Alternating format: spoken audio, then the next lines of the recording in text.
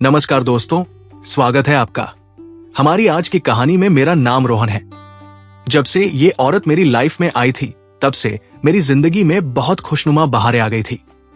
मैंने हर जगह ये सुन रखा था कि मर्द की सेवा एक कम उम्र औरत करती है और उससे मर्द को बहुत फायदे होते हैं। मेरे फ्रेंड्स कहते थे कि कम उम्र की औरत बड़ी हसीन और सुशील होती है। उसके अंदर अलग अलग तरह के जज्बात होते हैं और वो अपने पति को कभी बुरा महसूस नहीं होने देती। और एक बड़ी उम्र की औरत जवान मर्द को बूढ़ा कर देती है, क्योंकि उसके सारे जज्बात खत्म हो चुके होते हैं। मगर मेरे मामले में बात कुछ अलग थी। मेरी जिंदगी में जो औरत थी उसकी उम्र 52 साल थी और मैं भरपूर जवान था, लेकिन वो मेरी बहुत ध्यान रखती थी।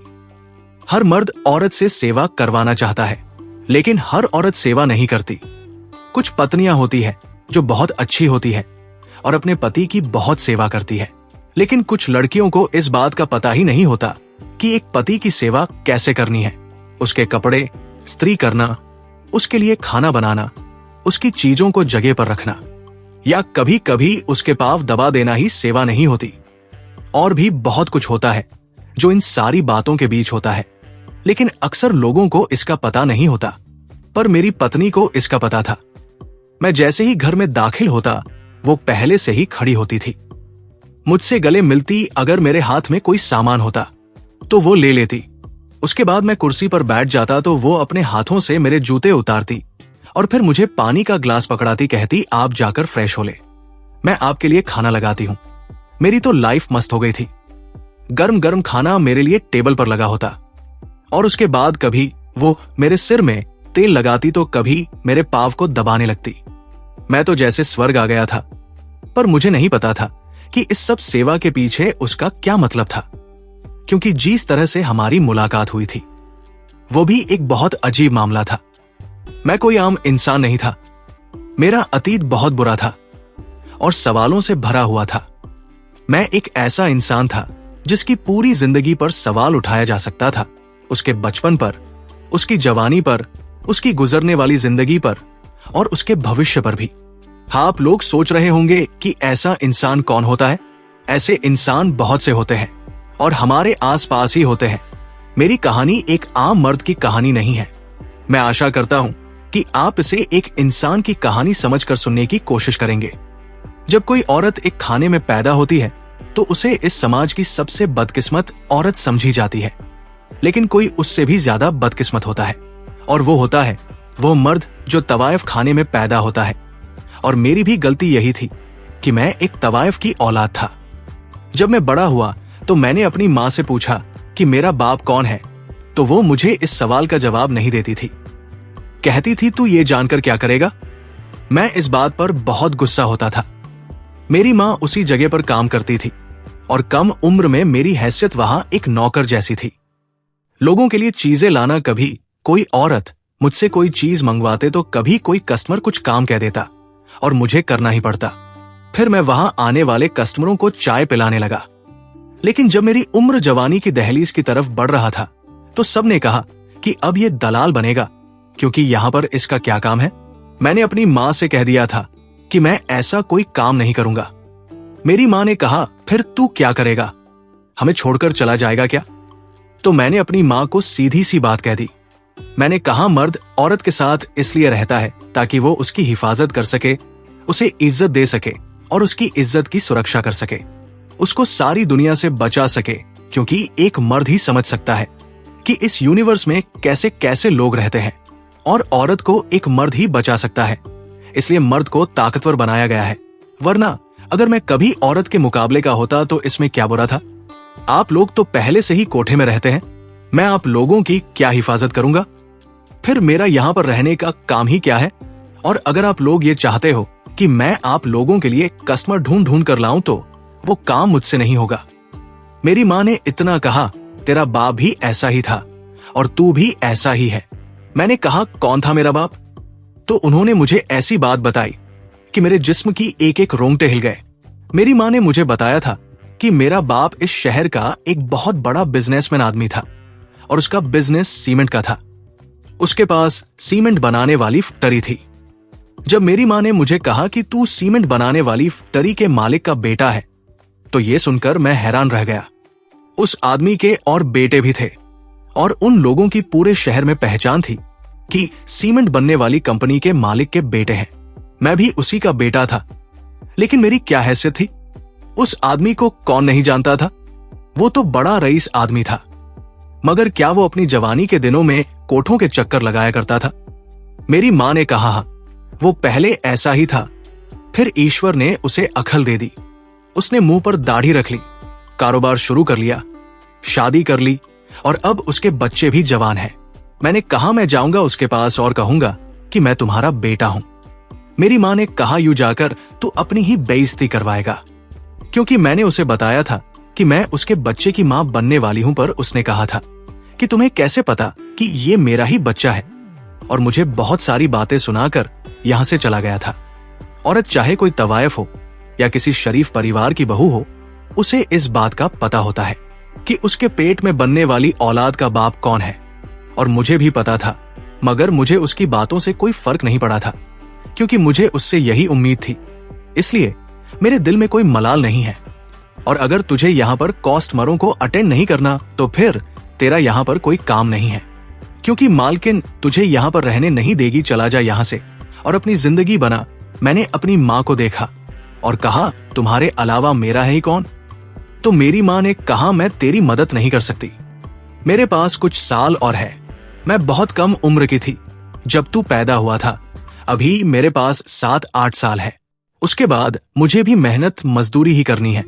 लेकिन मैं तेरी रोज रोज की बातें नहीं सुन सकती। तू उन लोगों के जमीर जगाने की कोशिश कर रहा है जिनके जमीर तो क्या आत्मा भी मरी हुई है। हम लोग सिर्फ जिस्म है। जिस मेरी माँ का रवैया भी ऐसा ही था। मुझे अंदाजा नहीं था कि वो बस इस तरह बात को खत्म कर देगी, लेकिन सब ठीक ही कह रही थी।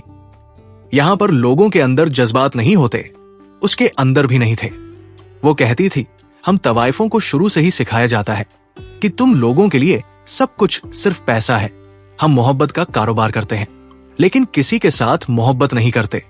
हमारे सीने में दिल नहीं होता, वहां दिल की जगह भी वैसा ही होता है। और इसी तरह गुजरती है हमारी जिंदगी। मेरी माँ ने मुझे ये भी कहा कि अगर तुझे यहाँ पर काम नहीं करना तो तू ना कर, लेकिन सामने एक जगह बनी है। आजकल इस दुनिया में बहुत कुछ हो रहा है, तू वहां चला जा। खूबसूरत है, जवान है, बहुत अच्छा काम मिल जाएगा तुझे। मैंने कहा क्या मतलब? मेरी माँ ने कहा सामने वाली बिल्डिंग किसने खरीदी है वो तो तुझे पता है ना? इतनी बात सुनी तो मैं समझ गया कि मेरी माँ मुझे क्या कहना चाहती है, क्योंकि सामने वाली बिल्डिंग एक औरत ने खरीदी थी। सुना था कि पहले वो औरत किसी बहुत अमीर आदमी की पत्नी थी, लेकिन अब उसका पति इस दुनिया से जा चुका था और उसने वहां पर एक होटल बनाया था। लेकिन इस होटल के पीछे एक बहुत बड़ा राज था। राज ये था कि वहां पर उसने चंद लड़कों को रखा था, खूबसूरत और जवान लड़कों को, और वही सब करवाया करती थी जो यहां पर औरतें करती थी। मैंने कहा माँ आप एक तवायफ है, यहीं पर पली बढ़ी है, सारी जिंदगी यहीं पर गुजारी। मुझे भी आपने इधर ही पैदा किया, लेकिन मुझे ये उम्मीद नहीं थी कि आप मुझे ऐसा मशवरा देंगी। मेरी माँ ने कहा हाँ मैं एक हूं और हमें शुरू से यही सिखाया जाता है, हमारा ईमान सिर्फ पैसा है। तुझे भी मैंने पैसे कमाने का एक जरिया बताया है, चला जा वहां पर। मुझे जब ये सब पता चला तो मेरा दिल बहुत ही टूट गया। माँ की सोच पर हैरानी नहीं हुई थी, क्योंकि वो पूरी जिंदगी इसी माहौल में रही थी जहां उसने ऐसा ही सोचने की आदत डाल ली थी। लेकिन एक और बात थी जो सिर्फ मुझे ही पता थी। मैं कभी शादी नहीं कर सकता था, और अगर शादी कर भी लेता तो मेरे नसीब में कभी औलाद नहीं आ सकती थी। इसका कारण यह था कि मैं हमेशा से बहुत तनाव में रहा था। एक बार मैंने डॉक्टर से मुलाकात की थी, जिसने मुझे बताया था कि मैंने तनाव के कारण अपने परे सिस्टम को खराब कर लिया है। उसने ये भी कहा था कि चाहे मर्द हो या औरत, तनाव का असर उनके हार्मोन पर बहुत गहरा पड़ता है। मैं अपने कमरे में बैठा था जब मेरी माँ ने आकर मुझे डांटना शुरू कर दिया और कहा कि मालकिन कह रही है कि अपने बेटे से कहो कि अगर उसे मुफ्त की रोगियों तोड़नी है तो यहां से चला जाए, नहीं तो जाकर कस्टमर ढूंढ कर लाया करे। मैंने कहा कि मैं ये काम नहीं करूंगा। इस पर माँ ने कहा फिर तू यहां से निकल जा, मेरी नजरों के सामने से चला जा। जब माँ ने मुझे घर छोड़ने को कहा, तुमसे बहुत दुख हुआ। मैं रोता हुआ वहां से निकला और एक गाड़ी के ऊपर हाथ रखकर बुरी तरह से रोने लगा। थोड़ी देर बाद गाड़ी का शीशा नीचे हुआ। ये गाड़ी कोठे के आसपास ही खड़ी थी। उस इलाके के पास ही एक बड़ा दरबार भी था, क्योंकि ये इंदौर का मशहूर इलाका था। गाड़ी के अंदर एक औरत बैठी थी, जिसे देखकर ही लग रहा था कि उसकी उम्र करीब 42 से 44 साल की होगी, लेकिन वो बहुत खूबसूरत थी। उसे देखकर ऐसा लगता था जैसे वो किसी अच्छे खानदान की है। मैंने कहा, माफ कीजिएगा, मुझे लगा गाड़ी खाली है। मैं वहां से जाने लगा। तभी उसने मुझे रोक लिया। उसने पूछा, क्यों रो रहे हो? क्या परेशानी है तुम्हारी? मैंने कहा, आपको बताने से क्या फायदा? उसने कहा, क्यों? बताओ मुझे, शायद मैं तुम्हारी हेल्प कर सकूं। मैंने कहा, अगर आप मुझे 100 या 200 रुपए देकर हेल्प करना चाहती है तो इस तरह मेरी मदद नहीं होगी। उसने कहा, अच्छा बताओ क्या समस्या है तुम्हारी? मैंने कहा, मेरे पास न रहने की जगह है, नहीं करने को कोई काम है। मैं मेहनत करना चाहता हूं, मजदूरी करना चाहता हूं। उसने कहा, ठीक है, फिर पीछे गाड़ी में बैठ जाओ, मैं तुम्हें नौकरी दूंगी। मेरा बहुत बड़ा घर है, वहां तुम्हारे लिए कोई काम निकल आएगा। मैं तुरंत उसकी गाड़ी में बैठ गया और मैंने कुछ भी नहीं सोचा। उसकी गाड़ी में पीछे काफी जगह थी, क्योंकि ये एक बड़ी गाड़ी थी। मैं वहीं पर बैठ गया था। वो पहले 2-3 जगहों पर रुकी और फिर एक बहुत बड़े बंगले में दाखिल हो गई। अब मैं मेहनत करना चाहता था।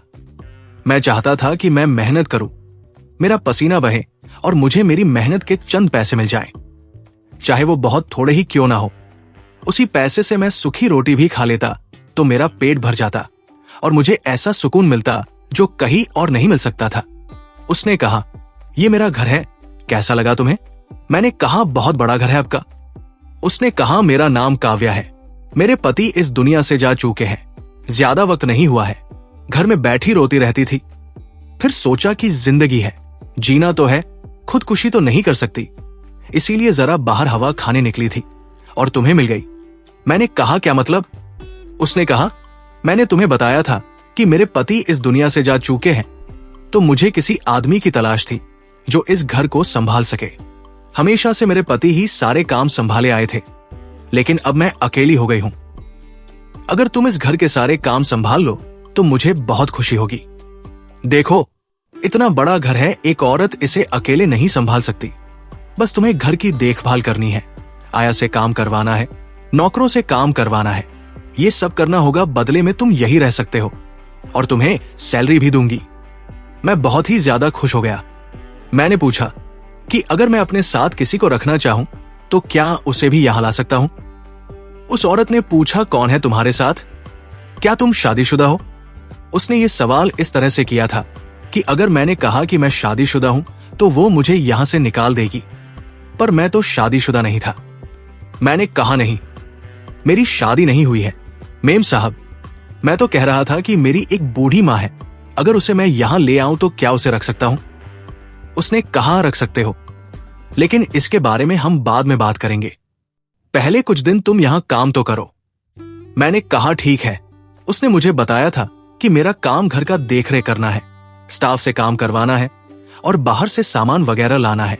लेकिन जब रात हुई तो मैं अगले दिन के लिए दूध और डबल रोटी लेकर घर में दाखिल ही हुआ था कि सामने का मंजर देखकर हैरान रह गया। वो औरत जब मुझे मिली थी तो उसने सफेद कपड़े पहने हुए थे, लेकिन उस वक्त उसने पिंक रंग की साड़ी पहन रखी थी। मैं जैसे ही घर में दाखिल हुआ उसने कहा, आ गए आप, अरे लाइए सामान, मुझे पकड़ा दे, चलिए जल्दी से मुंह हाथ धो ले, खाना बिल्कुल तैयार है। मैंने कहा, मेम साहब, मैं कुछ समझा नहीं, आप ये क्या कह रही है? उसने कहा, अच्छा माफ कर देना, कल वाली बात के लिए अभी तक नाराज है, मुझे सुबह उठ जाना चाहिए था, आपको ऑफिस से देर हो गई होगी, आप फिक्र ना करें, मैं आपको ऑफिस समय पर भेजा करूंगी, सब कुछ ठीक हो जाएगा। मुझे लगा कि वो औरत मजाक कर रही है, लेकिन वो तो मेरा हाथ पकड़कर मुझे बाथरूम तक छोड़ने गई। उसने कहा, मुंह हाथ धो ले, खाना ठंडा हो जाएगा। क्या कर रहे हैं? मैं बाथरूम के अंदर चला गया। थोड़ी देर बाद बाहर आया तो वो फिर से बाहर खड़ी थी। उसने मेरा कंधा पकड़ा और मुझे साथ लेकर टेबल पर बैठा दिया। टेबल पर उसने बहुत मजेदार खाने रखे हुए थे और ये सब उसने खुद ही बनाए थे। वो मेरे पास बैठ गई और फिर कान पकड़कर कहने लगी, अच्छा सॉरी न बाबा, मैं बिल्कुल था, क्योंकि मुझे समझ ही नहीं आ रहा था कि ये सब क्या हो रहा है। वो मुझे अपने हाथों से खाना खिलाने लगी और उसके बाद मुझे अपने बेडरूम में जाकर छोड़ आई। अब मुझे मामला बहुत गड़बड़ लग रहा था। मुझे यहां नहीं होना चाहिए था। ये एक बड़ी उम्र की औरत थी और वह भी बेवा। ये मेरे साथ क्या करना चाहती थी? मेरे साथ ऐसा मजाक क्यों कर रही थी? अब वो मेरे पास आकर बैठ गई और उसने कहा कि मैं आपके पैर दबा दूं, तो मैंने कहा कि नहीं नहीं, कोई जरूरत नहीं है, मुझे अपने कमरे में जाना है। उसने कहा कि यही आपका कमरा है, अभी तक नाराज हो रहे हैं, चलो सो जाओ। उसने मुझे बिस्तर पर लिटा दिया और मेरे ऊपर कंबल भी डाल दिया। मुझे बहुत डर लग रहा था, अजीब सी घबराहट महसूस हो रही थी। थोड़ी देर के बाद वो दूसरी तरफ से आई और अपनी जगह पर लेट गई। उसने कहा, गुड नाइट मेरी जान, कल हम लोग शॉपिंग पे चलेंगे, आपको मुझे शॉपिंग करवानी है। थोड़ी देर के बाद वो औरत अपनी जगह पर लेटी और 5 मिनट के अंदर ही सो गई। जैसे ही मुझे उसके खर्राटों की आवाज आई, मैं उठकर अपने कमरे में आ गया और हैरान हुआ कि ये क्या मामला है। वो मुझे दिलीप कह रही थी। सुबह हुई तो वो औरत मेरे सामने मौजूद थी। मुझे लगा कि फिर से कोई बात कहेगी, तो उसने कहा कि आज खाने में आलू बनवा लेना और राशन शायद खत्म है, वो सारे के सारे लेके आना है। ये लो पैसे, अगर कम हुए तो और ले लेना। महीने भर के राशन लेके आना, हमारे घर में थोड़ी चीजें नहीं लाई जाती है, कभी कोई मेहमान आ जाता है। मैंने कहा कि जी मेम साहब। उसने कहा कि हाँ, और तुम अपनी माँ के बारे में बात कर रहे थे, उसे कब लेके आ रहे हो? मैंने कहा कि अभी नहीं, पहले मैं उनसे बात करूंगा। मेम साहब, ये तो याद था कि मैं उनका नौकर हूं और मैंने अपनी माँ का भी जिक्र किया था, लेकिन रात होते ही वो मुझे अपना पति क्यों समझ रही थी, क्योंकि मैंने पता किया था कि उनके पति का नाम दिलीप था और वो मुझे दिलीप ही कहकर बुला रही थी। मैंने ये बात किसी को नहीं बताई थी। आज चौथा दिन था। जैसे ही शाम होती तो मेम साहब मुझे अपना पति समझने लगती, मेरी बहुत सेवा करती 2 दिन से, तो मुझे बहुत अजीब लग रहा था। लेकिन आज जब वो मेरे पैर दबा रही थी तो मुझे बहुत अच्छा महसूस हो रहा था। मैं सोच रहा था कि ईश्वर ने एक मर्द के लिए उसकी सारी खुशी और सुकून एक औरत में ही रखा है। एक मर्द को सुकून सिर्फ औरत से ही मिलता है, फिर वो औरत जैसी भी हो। औरतें समझती है कि मर्द सिर्फ जवान और खूबसूरत औरतों के पीछे होते हैं। ऐसी बात नहीं है। वो उन औरतों के साथ अपनी जिंदगी गुजारते हैं जो उनको सुकून देती है, और इस बात से कोई फर्क नहीं पड़ता कि वो सुकून देने वाली कैसी है, बूढ़ी है, जवान है, खूबसूरत है या बदसूरत है। कभी कभी बहुत खूबसूरत औरतें भी मर्दों का जीना हराम कर देती है, और कभी कभी बदसूरत औरतें भी उनको इतना खुश रखती है कि उन्हें अपने आप से ही मोहब्बत हो जाती है। मैं कौन था? मेरे पास तो कुछ भी नहीं था। एक तवाइफ का बेटा, बाप का नाम पता था, लेकिन बाप कभी कबूल न करता ना तो मैं पढ़ा लिखा था, ना ही मेरे पास कोई जॉब था। बस शक्ल सूरत थी, जवानी थी, और जवानी भी ऐसी कि मैं कभी बाप नहीं बन सकता था। मुझे डॉक्टर ने कहा था कि मेरे यहां कभी औलाद नहीं होगी। मैं किसी भी औरत को धोखा नहीं देना चाहता था। पहले ही मेरे बाप और मेरी माँ ने जो गुनाह किए थे वो मेरे पीछे थे। अगर मैं भी गुनाह करता तो फिर मेरे लिए तो ये दुनिया ही नर्क बन जाती। मेम साहब भी अजीब थी, मेरी इतनी सेवा करती, मुझे अपने हाथों से खाना खिलाती, मेरे पैर दबाती, मेरे सिर में तेल लगाती और फिर मुंह फेर के सो जाती थी। धीरे धीरे मुझे उनसे अजीब तरह की मोहब्बत होने लगी थी। यहां पर आप लोगों को यह बात कभी भी नहीं भूलनी चाहिए कि मैं एक ऐसा आदमी था जिसको कभी भी प्यार, सेवा, मोहब्बत कुछ नहीं मिला था।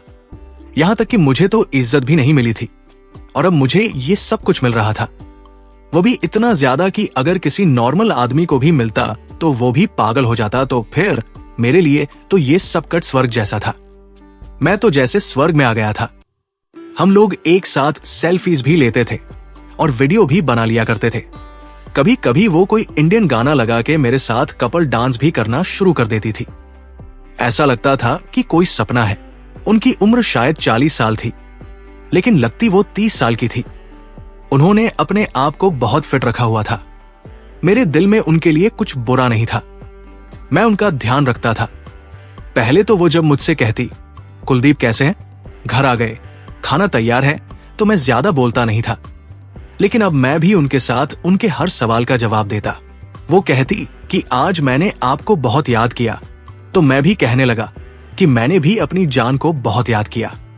मुझे पता था कि उनको कोई बीमारी थी, शायद वो अपने पति से बहुत मोहब्बत करती थी और उनके जाने के बाद ये दुख अभी तक भुला नहीं पाई थी। इसलिए रात होते ही उनको ऐसा महसूस होने लगता था कि मैं उनका पति हूं और मैं इस दुनिया से लगता था कि मैं उनका पति हूं और मैं इस दुनिया से गया ही नहीं हूं। यहां पर जो औरत सबसे ज्यादा अरसे से काम कर रही थी वो नौकरानी थी। उसने मुझे बताया था कि मेम साहब को अपने पति से बहुत ज्यादा मोहब्बत थी और उनका पति भी आपकी तरह कम उम्र का था।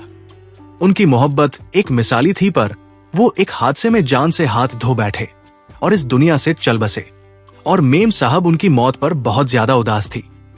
एक दिन बाहर बारिश हो रही थी। अब तो मैं खुद ही शाम के वक्त कोई चीज लेने के लिए बाहर निकल जाता था ताकि जब मैं वापस आऊं तो सामने एक मोहब्बत करने वाली पत्नी मेरा इंतजार कर रही हो। मुझे कभी भी ऐसी मोहब्बत करने वाली पत्नी नहीं मिल सकती थी क्योंकि मैं एक नामर्द था और उनका पति इस दुनिया में कभी वापस नहीं आ सकता था और अब इस उम्र में उनको कोई पति भी नहीं मिल सकता था। हम दोनों ही अपनी अपनी महरूमियों को एक दूसरे से जाने अनजाने में पूरा कर रहे थे। यहां तक तो ठीक था कि वो मुझसे मुंह फेर के सो जाया करती थी, लेकिन एक रात ऐसी भी आई कि जब वो मुझसे मुंह फेर के नहीं सोई। पहले तो मुझे सब कुछ बहुत अजीब लगने लगा और फिर इस सब की आदत हो गई। हफ्ते में 2 दिन ऐसे होते थे जो दिन मुझे अपनी जिंदगी के सबसे खूबसूरत दिन लगते थे।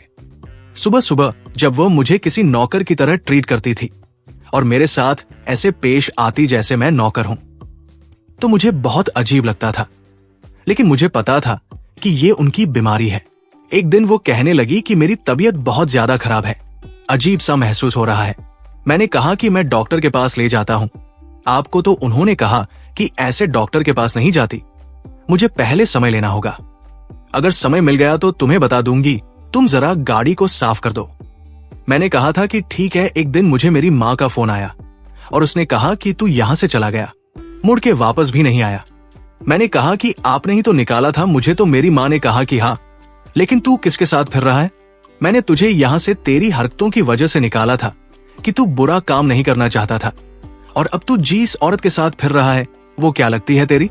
मैंने कहा कि वो मेरी मालकिन है, मैं उसके घर में मेहनत मजदूरी से काम करता हूं और आपको भी बहुत जल्द यहां ले आऊंगा। तो मेरी माँ ने कहा कि मुझे वहां नहीं आना, मेरी यहां पर अपनी जिंदगी है। अच्छा खाती हूं, अच्छा पहनती हूं और अकेलापन भी महसूस नहीं होता। तू मुझे वहां पर इज्जत से बिठा के तन्हाई की मौत मारना चाहता है? ये बात सुनकर हैरान रह गया। इसका मतलब कि मेरी माँ को इज्जत की जिंदगी से कोई मतलब नहीं था। उनको अपनी जिंदगी पसंद थी, उनको एक की जिंदगी पसंद थी। मैंने कहा कि ठीक है, फिर जैसे आपकी मर्जी। इसके बाद मुझे फोन भी मत कीजिएगा। मैंने भी गुस्से में फोन बंद कर दिया। मैं जानता था कि माँ है मेरी, कभी ना कभी मुझे मिलना ही पड़ेगा, बुलाना ही पड़ेगा। औलाद और माँ बाप का रिश्ता ही ऐसा होता है। लेकिन अभी मैं उनसे कोई बात नहीं करना चाहता था। मैम साहब को डॉक्टर के पास ले गया तो वो बड़ी परेशान थी, मुझे भी डांट दिया। शाम तक उनकी परेशानी की समझ नहीं आ रही थी। उन्होंने मुझे कहा कि घर के सारे सीसीटीवी कैमरों की फुटेज निकालो। मैंने जाकर ऑर्डर दे दिया, लेकिन इस आदमी ने कहा कि वो फुटेज आपको कल शाम को मिलेंगे क्योंकि वक्त लगेगा। उन्होंने दोपहर का खाना भी नहीं खाया। रात हुई तो मैं जानबूझकर दूध लेने के लिए कॉलोनी में एक दुकान तक चला गया। वापस आया तो सामने वो फिर से दुल्हन बनी खड़ी थी। बहुत खूबसूरत लग रही थी, बहुत खूबसूरत रंग पहना करती थी। मुझे कहने लगी कि आज मेरे पास तुम्हारे लिए एक सरप्राइज है। मैंने कहा कि कैसी सरप्राइज? तो उन्होंने कहा कि बस आज वो सरप्राइज दिखाऊंगी कि इससे आपका दिल खुश हो जाएगा। हम लोग रात का खाना के लिए साथ बैठे। वो बहुत ज्यादा खुश थी।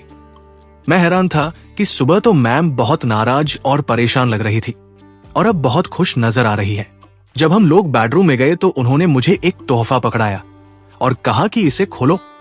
जब मैंने बॉक्स खोला तो उसके अंदर एक छोटे बच्चे का कुर्ता था और उस पर लिखा था लाइक फादर लाइक सोन। मैंने कहा कि ये क्या है? मैं समझा नहीं तो वो कहने लगी कि ये क्या है? मैंने कहा कि ये तो किसी छोटे बच्चे के कपड़े हैं। तो उन्होंने कहा कि क्या इस घर में कोई छोटा बच्चा है? मैंने कहा कि नहीं। कहने लगी तो फिर ये कपड़े यहाँ पर क्या कर रहे हैं? मैंने कहा कि जाहिर है आपको ही बताना पड़ेगा कि ये कपड़े यहाँ पर क्या कर रहे हैं। तो कहने लगी क्योंकि इस घर में एक छोटा बच्चा आने वाला है। मैं मां बनने वाली हूं। जब मैंने ये सुना तो मैं हैरान रह गया, क्योंकि अगर वो मां बनने वाली थी तो ये बच्चा तो मेरा था। मैंने कहा कि सच में उन्होंने कहा कि हाँ, आज ही मुझे डॉक्टर ने ये बात बताई। ये सुनकर मैं तो बुरी तरह से घबरा गया, क्योंकि अब मुझे मेम साहब को बताना ही पड़ेगा कि इतने दिनों से इस घर में क्या हो रहा था। ये मामला तो बहुत ज्यादा उलझ चुका था। मैं बहुत टेंशन में था। वो मेरे बच्चे की मां बनने वाली थी। इसका मतलब कि मैं ठीक हो गया था। शायद मुझे उनकी प्यार और मोहब्बत ने और खुशी ने ठीक कर दिया था। ये बच्चा तो मेरा था, इसलिए वो सुबह परेशान थी। अगली सुबह उनको सारे कैमरों की फुटेज मिल गई और ये भी पता चल गया कि ये सब कुछ मेरा किया धरा था। इसलिए मैंने पहले ही उनको सब कुछ बता दिया। जब मैंने उनको ये बात बताई तो वो हैरान रह गई और गुस्सा करने लगी। उन्होंने कहा कि मैं बीमार थी। तुम तो बीमार नहीं थे। मैंने कहा कि मैं बीमार नहीं था, पर मर तो था ना। आप मेरा इतना ख्याल करती थी, मेरे साथ इतनी मोहब्बत से पेश आती थी। मैं बह गया था। मैंने उनको ये भी बता दिया कि मेरी मां कौन है, मैं कहां से आया हूं, सब कुछ बता दिया और कोई झूठ ना रहने दिया। लेकिन वो बहुत गुस्से में थी। उन्होंने मुझे कहा कि तुम निकल जाओ, यहां से अपना सामान लो और निकल जाओ यहां से। मैंने कहा कि ये मेरा बच्चा है। उन्होंने कहा कि इसका नाम भी नहीं लेना। सुबह हुई तो मैं अपना सारा सामान पैक कर चुका था, मगर यहां से जाना मेरे लिए बहुत कठिन हो गया था। मैं यहां से नहीं जाना चाहता था। मैं आखिरी बार उनसे मिलने के लिए गया। वो मुंह फेर के बैठी थी।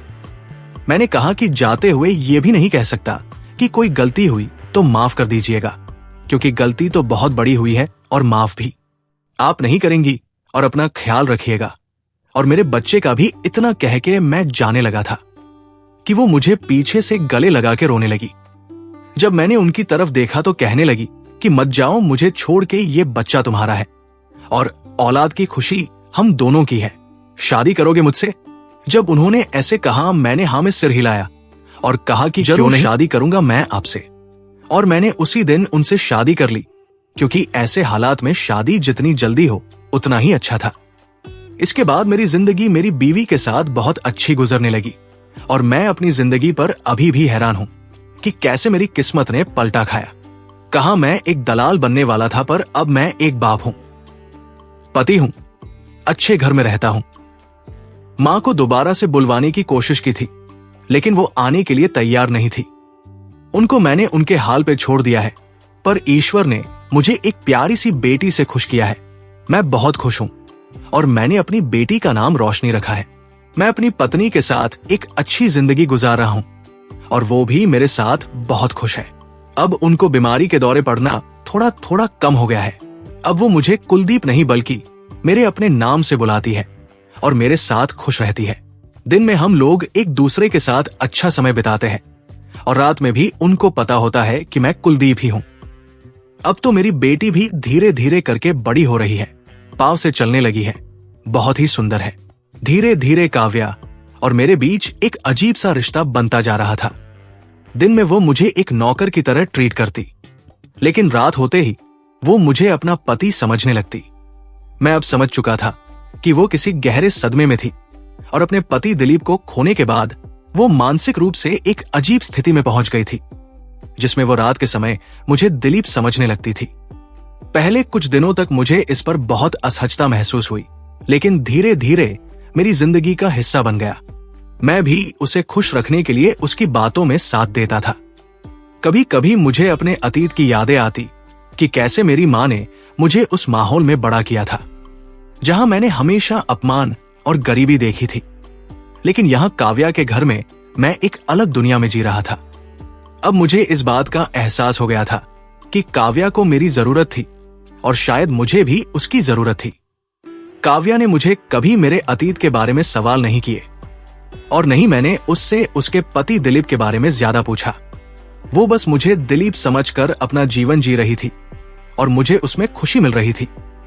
उसकी देखभाल, उसकी चिंता और उसकी सेवा ने मेरे दिल में उसके लिए इज्जत पैदा कर दी थी। लेकिन एक दिन कुछ ऐसा हुआ जिसने हमारी इस अजीब जिंदगी को हिलाकर रख दिया। काव्या का भाई जो शहर से बाहर रहता था, अचानक से घर आ गया। वो मुझे देखकर हैरान रह गया और तुरंत पूछने लगा ये आदमी कौन है। काव्या ने उससे कहा ये दिलीप है। मेरा पति उसका भाई चौंक गया और कहने लगा दिलीप की मौत को इतने साल हो चुके हैं, तुम क्या बकवास कर रही हो। ये सुनकर काव्या अचानक चुप हो गई और जैसे किसी गहरी सोच में डूब गई। वो कुछ देर तक खामोश रही और फिर धीरे धीरे उसकी आंखों से आंसू बहने लगे। उसने अपने भाई से कहा मुझे माफ कर दो, मैं ये सब समझ नहीं पा रही थी। उस दिन मुझे समझ में आया कि काव्या अभी तक अपने पति की मौत के सदमे से बाहर नहीं आ पाई थी। उसने मुझे अपने पति की जगह दे दी थी, लेकिन हकीकत ये थी कि मैं कभी उसका पति नहीं बन सकता था। उसका भाई उसे डॉक्टर के पास ले गया और कुछ समय बाद उसने मुझे घर छोड़ने को कहा। मैंने काव्या से अलविदा कहा, लेकिन अब मेरा दिल बहुत भारी हो गया था। इस घटना के बाद मैंने इंदौर छोड़ दिया और एक नई जिंदगी की शुरुआत करने का फैसला किया। मेरी जिंदगी ने मुझे बहुत कुछ सिखाया था, खासकर ये कि इंसान के जज्बात और उसके दर्द को समझने के लिए हमें उसके हालात और उसकी कहानी को समझना होता है। हाँ तो दोस्तों, उम्मीद है कि ये कहानी आपको जरूर पसंद आई होगी और ऐसे ही कहानी सुनने के लिए हमारे चैनल को सपोर्ट करें। धन्यवाद, शुक्रिया। मेरा नाम नेहा है और मैं 25 साल की हूँ। मेरे जेठ मेरे पति को अपनी जायदाद में से कुछ भी नहीं देना चाहते थे। वजह ये थी कि मेरे पति उनके सौतेले भाई थे। मेरे जेठ अकेले ही 4 फैक्ट्रियों के मालिक थे, लेकिन वो अक्सर बीमार रहते थे। डॉक्टर ने बता दिया था कि मेरे जेठ के दिल में कोई परेशानी है और वो कभी भी हमें छोड़कर चले जाएंगे। ज़्यादा से ज़्यादा बस 2 साल तक ही जिंदा रह पाएंगे। मैंने अपनी छोटी बहन से कहा कि वो मेरे जेठ से शादी कर ले। 2 साल बाद जब वो मर जाएंगे तो उनकी सारी जायदाद पत्नी की हैसियत से तुम्हारी होगी और फिर हम खूब ऐश करेंगे। मेरी बहन ने मेरी बात मान ली और फिर मैंने अपनी बहन की शादी अपने जेठ से करवा दी। लेकिन जेठ तो अब पहले से ज़्यादा जवान होने लगे थे। 2 साल गुजर गए, लेकिन मेरे जेठ की मौत नहीं हुई।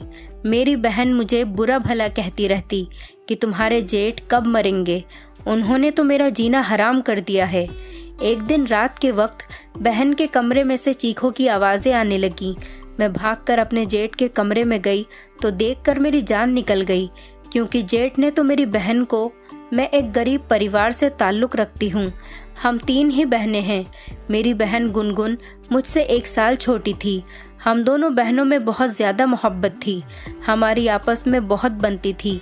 एक दूसरे के बिना हम खाना भी नहीं खाते थे। हमारे माता पिता भी हमारी हर ख्वाहिश पूरी करते थे, हमारा बहुत ज़्यादा ख्याल रखते थे। कुदरत ने हम दोनों बहनों को बहुत सुंदर बनाया था। जब मैं कॉलेज में पढ़ती थी तो मेरे लिए रिश्तों की लंबी लाइन लगी रहती थी। लड़के मुझसे बात करने के लिए मरे जाते थे, मगर मैं किसी को भी अपने मुंह नहीं लगाती थी। मैं किसी से भी बात नहीं करती थी। इसकी वजह ये थी कि मैं बहुत अमीर लड़के से शादी करना चाहती थी। मेरे ख्वाब बहुत ऊंचे थे, लेकिन मैं अपने सपने पूरे करने के लिए कोई गलत रास्ता अपनाना नहीं चाहती थी। मैं सही तरीके से अपनी मंजिल को हासिल करना चाहती थी। मेरी ज़िंदगी का सबसे बड़ा सपना था कि एक राजकुमार आए और मुझे शादी करके लेकर जाए, और वो राजकुमार मेरी ज़िंदगी सुकून और खुशियों से भर दे। आज भी मुझे वो दिन याद है जब कॉलेज में एक लड़की से मेरी दोस्ती हुई थी। वो लड़की बहुत अमीर घर की लड़की थी, लेकिन वो सुंदर नहीं थी। वो मेरी खूबसूरती को देखकर मेरी दोस्त बन गई और मैंने भी उससे दोस्ती कर ली थी। वो मुझसे बहुत बातें किया करती थी। अब मैं अक्सर उसके घर आती जाती रहा करती थी। उसके घर में मेरी उसके एक कज़िन से मुलाकात हुई। वो बहुत अमीर और खूबसूरत इंसान था। मुझे देखकर उसकी नज़र मुझ पर ही अटक गई थी। कुछ देर के बाद वो होश में आया तो मुझसे कहने लगा, आप कौन हैं?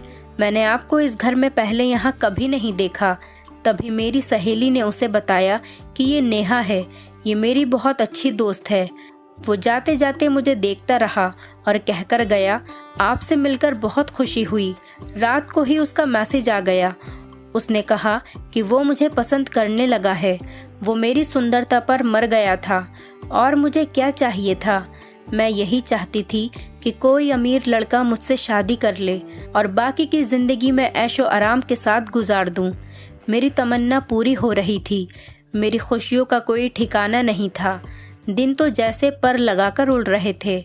अपनी खुशियों में मगन मैंने अपनी सहेली के बिहेवियर को भी नहीं देखा था। वो दिन ब दिन मुझसे दूर होती जा रही थी। वो मेरी बहुत अच्छी दोस्त थी। अब उसने बहुत सी दोस्तें बना ली थीं और मुझसे बात तक नहीं करती थी। मैंने इस बात को ज़्यादा नहीं सोचा। फिर एक दिन मैं कैंटीन में बैठी हुई थी जब मेरी दोस्त रीना मेरे पास आई। उस वक्त मेरे साथ एक लड़की बैठी हुई थी। रीना ने मुझसे कहा कि मैं तुमसे अकेले में बात करना चाहती हूँ। मैं उठकर उसके साथ अलग में चली गई। वो आज ज़्यादा सीरियस लग रही थी। उसने मुझसे कहा कि बात करना मुझे अच्छा तो नहीं लग रहा, लेकिन मैं क्या करूँ, मुझे तुम्हें ये बात बतानी भी ज़रूरी है। तुमसे मेरी बहुत अच्छी दोस्ती रह चुकी है। नेहा, मैंने सच्चे दिल से तुम्हारी तरफ अपनी दोस्ती का हाथ बढ़ाया था क्योंकि तुम मुझे बहुत ज़्यादा अच्छी लगी थी, लेकिन तुमने फिर मेरे कज़िन आर्यन की दोस्ती का हाथ पकड़कर अच्छा नहीं किया। इस बार मैंने चौंक कर रीना की तरफ देखा था क्योंकि आर्यन ने कहा था कि हमारी दोस्ती का किसी को पता नहीं चले। फिर रीना को कैसे पता चल गया? वो मुस्कुराई और कहने लगी कि ज़्यादा हैरान होने की ज़रूरत नहीं।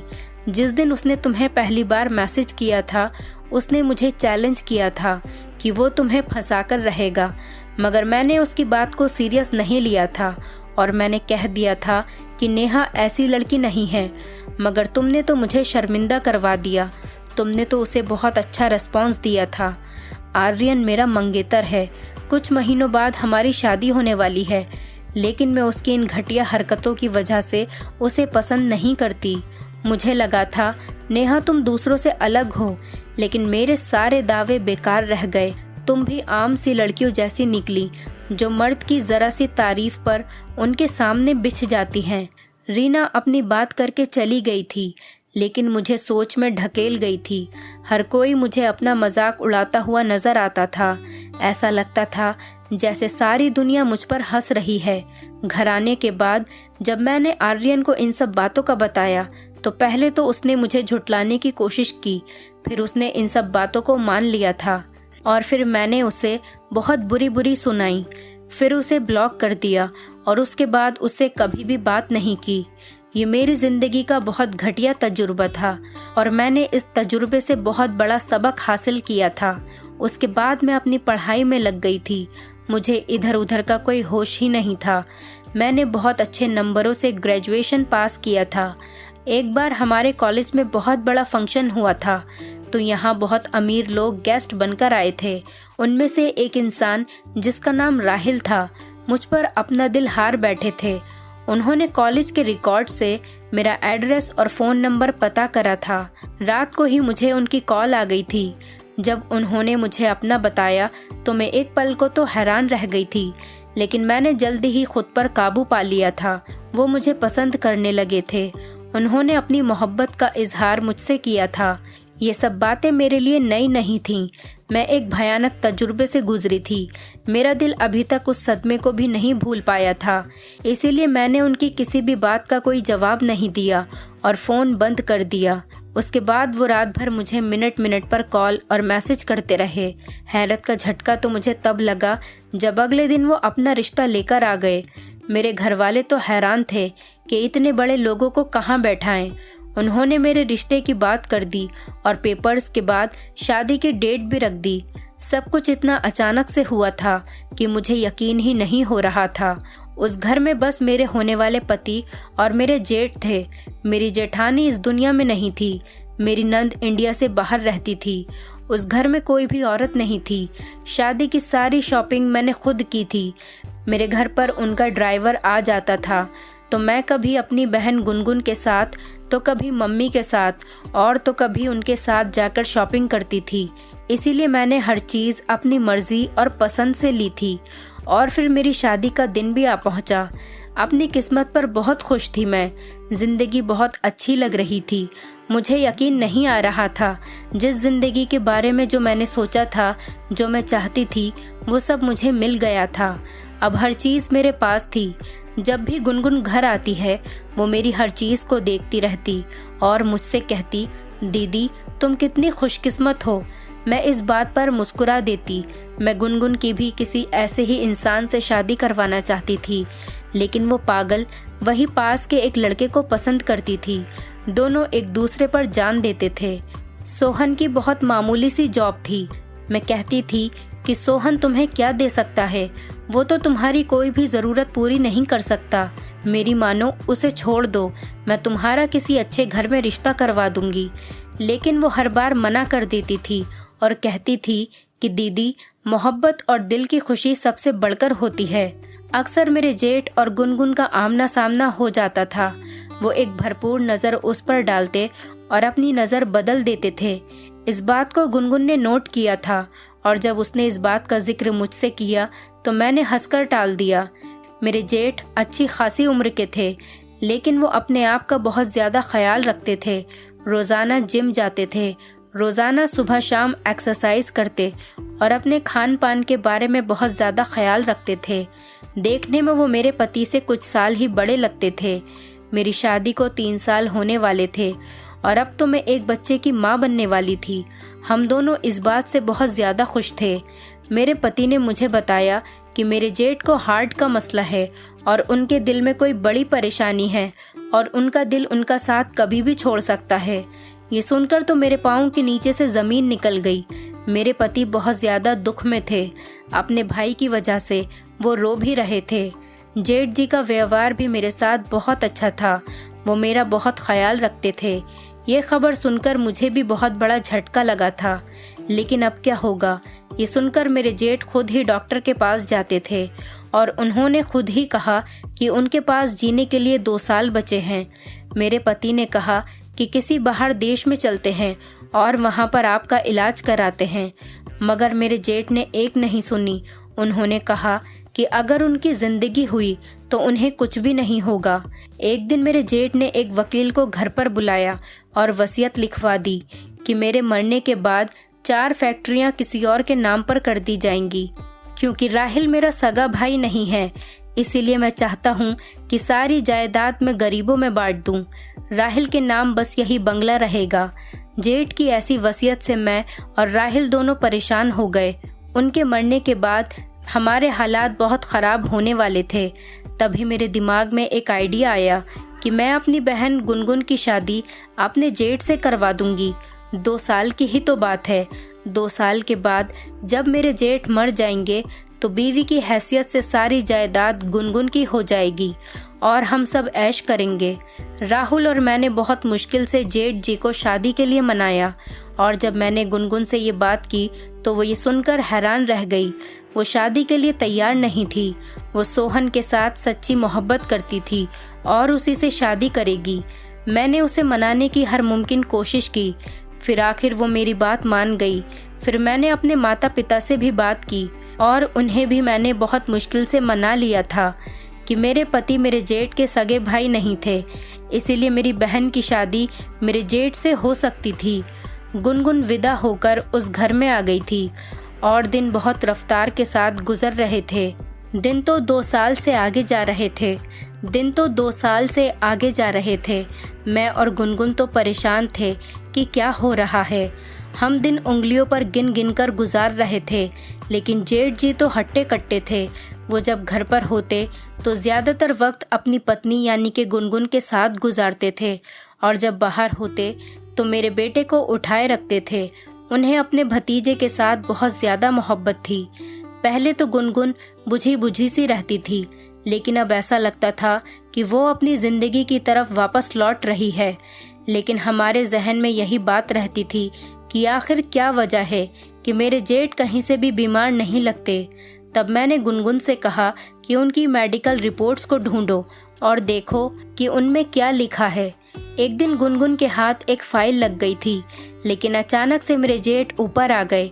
उन्होंने वो फाइल गुनगुन के हाथ से ले ली थी और लॉकर में रख दी थी और गुनगुन को उन्होंने प्यार से बुलाया था। गुनगुन को वो कभी डॉक्टर के चेकअप के लिए अपने साथ नहीं लेकर जाते थे। एक बात जो मुझे बहुत परेशान करती थी कि मेरे पति बहुत ज़्यादा परेशान रहने लगे थे। वो बहुत ज़्यादा गुस्सा करने लगे थे। उनका अपने बड़े भाई के साथ भी किसी न किसी बात पर झगड़ा रहने लगा था। उस दिन भी वो कमरे में किसी बात पर झगड़ रहे थे। मेरे कमरे में अचानक जाने पर वो चुप हो गए। मुझे अंदाज़ा हो गया था कि यहाँ पर कोई सही बात नहीं हो रही थी, लेकिन मैं सोच में पड़ गई थी कि मेरे पति को अपने भाई से आखिर किस बात पर मसला है। वो तो अपने भाई से बहुत ज़्यादा मोहब्बत करते थे, उनकी हर बात मानते थे।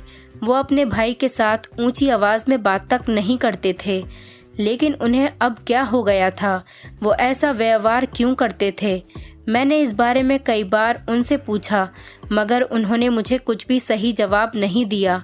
आज जब मैंने उनसे कमरे में आने के बाद इस बारे में पूछा तो पहले तो वो चुप हो गए, फिर वो कहने लगे, तुम जानती हो भाई की बीमारी के बारे में, और तुम ये सोचती होगी कि उन्हें डॉक्टर ने ये कहा था कि वो 2 साल तक ही जिंदा रहेंगे, लेकिन अभी उनकी बात पूरी नहीं हुई थी कि दरवाजे पर कोई आया था। जब मैंने दरवाज़ा खोला तो सामने गुनगुन खड़ी थी। उसका चेहरा पीला पड़ रहा था। वो कहने लगी, मेरे साथ अस्पताल चलो, मेरी तबीयत बहुत ज़्यादा ख़राब है। उसकी ख़राब तबीयत देखकर मैं परेशान हो गई और उसी वक्त मैं उसे अस्पताल लेकर गई, मगर डॉक्टर की बात सुनकर हमारे पाँव के नीचे से ज़मीन निकल गई। गुनगुन माँ बनने वाली थी। ये खबर मेरे लिए किसी क़यामत से कम नहीं थी, मगर गुनगुन ये सुनकर बहुत खुश हो गई थी और मैं उसकी खुशी पर हैरान रह गई थी। घर आने के बाद जब मैंने ये बात अपने पति को बताई, उनके बदलते चेहरे की रंगत देखकर मैं डर गई थी। उनके चेहरे पर तनाव आ गया था। वो बहुत ज़्यादा गुस्से में लग रहे थे। मैंने उन्हें देखकर कुछ भी कहना, सुनना या पूछना ज़रूरी नहीं समझा और लाइट ऑफ कर दी और सोने के लिए लेट गई। अगले दिन भी उनका व्यवहार ऐसा ही हो रहा था। वो बिना नाश्ता किए ही चले गए थे, जबकि मेरे जेठ बहुत ज़्यादा चमक रहे थे। खुशी खुशी से अपने ऑफिस के लिए चले गए, जबकि मैंने सारा दिन अपने पति की अधूरी बात को समझने में निकाल दिया। आखिर वो मुझे क्या कहने लगे थे? वो मुझे कुछ बताने वाले थे, मगर फिर ऊपर से गुनगुन आ गई। मैं भी तो उनसे कुछ पूछ ही नहीं सकती थी। वो बिना नाश्ता करे हुए ही चले गए थे। मैं उनके बारे में सोच सोच कर परेशान हो रही थी। मैंने 2-3 बार कॉल की, लेकिन उन्होंने मेरा फ़ोन ही नहीं उठाया। मैं गुनगुन के होने वाले बच्चे के बारे में सोच रही थी, लेकिन इससे पहले मेरे जेठ को कुछ हो गया तो वो अकेली इस बच्चे को कैसे संभालेगी, उसका कैसे ख्याल रखेगी, और मैं अपने माता पिता को क्या जवाब दूंगी। वो गुनगुन की शादी इतनी उम्र दराज आदमी से करना नहीं चाहते थे, मगर मैंने उन्हें बहुत मुश्किल से मनाया था। अब मैं उनके सामने क्या झूठ बोलूँगी। मगर हैरत तो मुझे गुनगुन के व्यवहार से थी। वो ज़रा भी परेशान नहीं थी। वो बहुत मुतमईन और सुकून से लग रही थी। सच कहूँ तो वो बहुत खुश लग रही थी। लेकिन क्यों ये बदलाव कैसे आया, मैं ये समझ नहीं पा रही थी। अभी कुछ दिन पहले तक तो वो बहुत परेशान थी। अब आज मैंने जब गुनगुन से अपने जेठ की रिपोर्ट के बारे में पूछा तो वो चुप हो गई। उसने मेरी बात का कोई जवाब नहीं दिया और बात ही बदल दी। मुझे अपनी बहन गुनगुन, अपने जेठ और अपने पति का व्यवहार बहुत परेशान कर रहा था। उनके बदलते व्यवहार से मैं बहुत परेशान थी और सोच सोच कर मैं पागल होने को थी, मगर कोई भी मेरी बात का जवाब देने को तैयार ही नहीं था। आखिर चल क्या रहा था यहाँ पर जो मुझे समझ में नहीं आ रहा था। कुछ तो ऐसा था जो मैं समझ नहीं पा रही थी, जो मेरे सामने था मगर मुझे नज़र नहीं आ रहा था। मैं इस राज से पर्दा हटाने को बेताब थी। अगले आने वाले दिन मुझे और हैरत में डाल गए थे जब मेरे पति ने कहा कि हम लोग नए घर में शिफ्ट हो रहे हैं। इस घर में मेरा दिल नहीं लग रहा, मगर हैरत का झटका तो मुझे तब लगा जब मुझे पता चला कि गुनगुन और मेरे जेठ इसी घर में रहेंगे। सिर्फ हम लोग ही यहाँ से जा रहे हैं, हम लोग उनसे अलग हो रहे हैं। मगर क्यों? कोई मुझे इस बात का जवाब देने को तैयार ही नहीं था। हैरत तो मुझे गुनगुन को देखकर होती थी। उसने तो अपनी आंखें जैसे माथे पर रख ली थीं।